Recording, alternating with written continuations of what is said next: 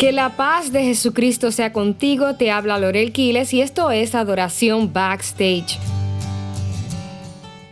Esta semana tuve una conversación muy interesante con una persona respecto a lo difícil que es discernir lo que se publica en las redes sociales.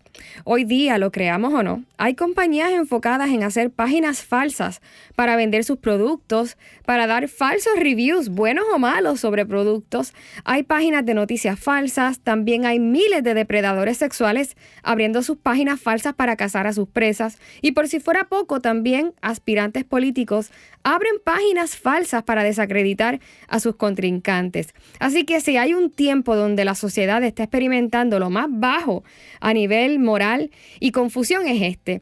Las cadenas de noticias no son confiables, las fotos en las redes no son confiables, el mundo no es confiable. ¿Qué hacemos entonces? ¿A quién acudimos? Mientras hablaba con esta persona acerca de una figura pública aspirante a un escaño político, me dijo, se me hace muy difícil lidiar con esto. La verdad es que yo tengo un corazón político. Y creo que aunque muchos de ustedes quizás pudieran pensar, wow, qué fanatismo es este, tal aseveración a mí me parece una de las más honestas e importantes que he escuchado en mucho tiempo. Lo creas o no, todos tenemos un corazón político. De hecho, Dios lo creó así. Una de las definiciones de política es el proceso de tomar decisiones que se aplican a todos los miembros de una comunidad. También puede definirse como una manera de ejercer el poder con la intención de resolver o minimizar el choque entre los intereses encontrados que se producen dentro de una sociedad.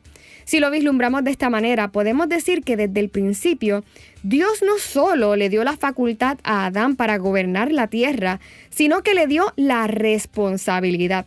Miren cómo lo dice Génesis capítulo 1, del 27 al 28. Así que Dios creó a los seres humanos a su propia imagen. A imagen de Dios los creó. Hombre y mujer los creó. Luego, Dios los bendijo con las siguientes palabras.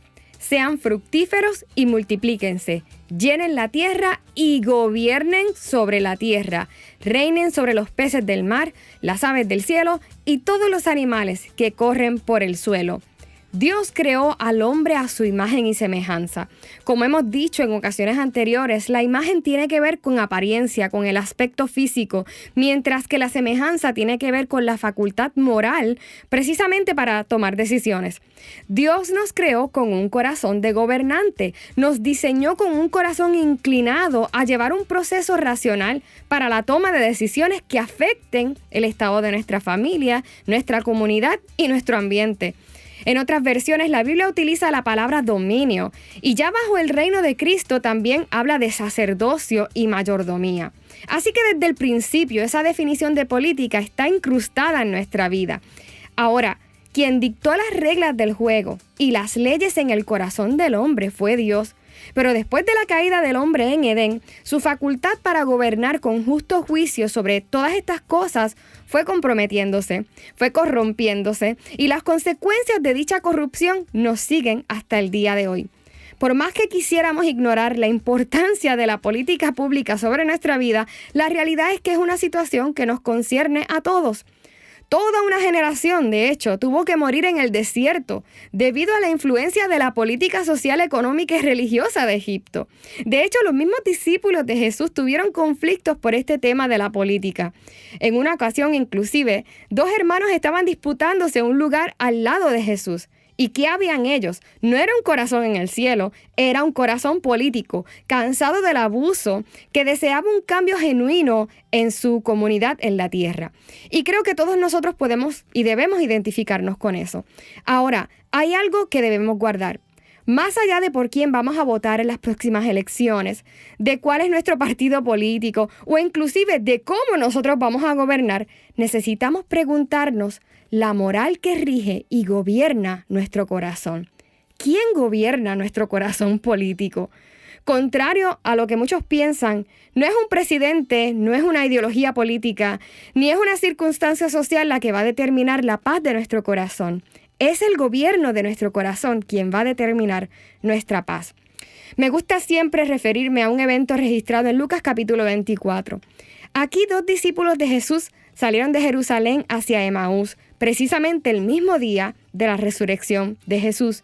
Fíjense que a pesar de que conocieron las enseñanzas de Jesús, de que probablemente vieron milagros de Jesús y encima se les anunció de la resurrección de Jesús, ellos iban todo el camino decepcionados, tristes, discutiendo, abatidos. Era tal su tristeza que el mismo Jesús se les apareció, pero ellos no pudieron reconocerle. ¿Por qué? Pues la Escritura dice que sus ojos fueron velados, fueron vendados. Una especie de venda les impedía reconocer el mismo rostro del Señor. ¿Y cuál era esta venda?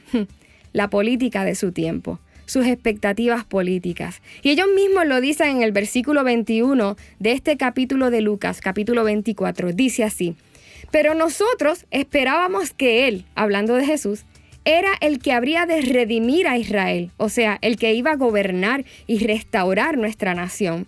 Y ahora, además de todo esto, hoy es ya el tercer día, o sea, el tercer día que esto ha acontecido, el día de su muerte. ¿Puedes creerlo? Sus expectativas políticas fueron el principal obstáculo para ellos reconocer a Jesús. Tan solo de pensar en esto a mí me da un temor reverente, porque ¿a cuántos de nosotros nos está sucediendo lo mismo? ¿Cuántos de nosotros a causa del orden político de nuestro tiempo hemos dejado de ver a Jesús?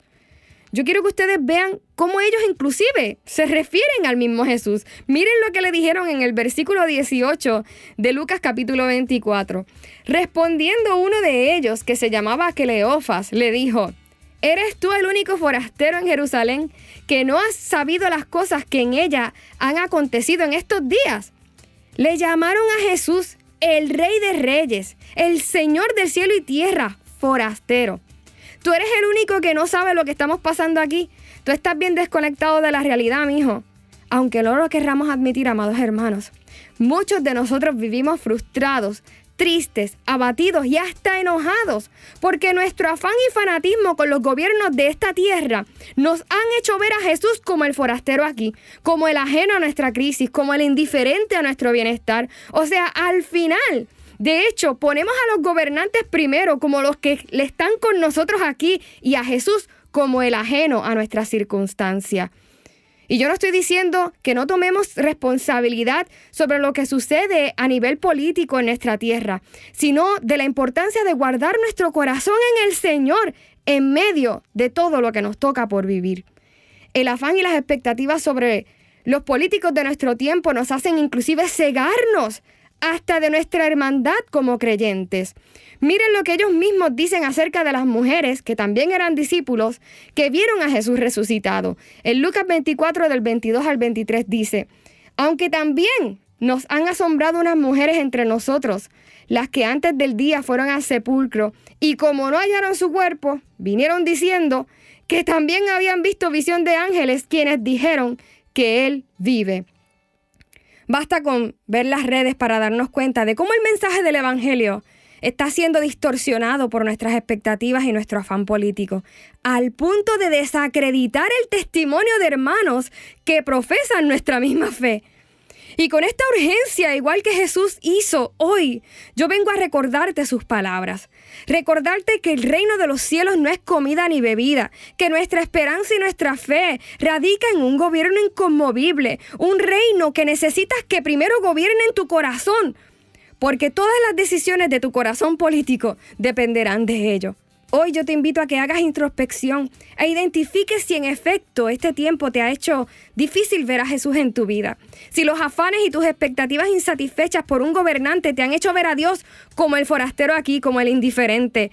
Que así como estos hombres, tú hoy puedas invitar a Jesús a ser el centro de tu hogar otra vez.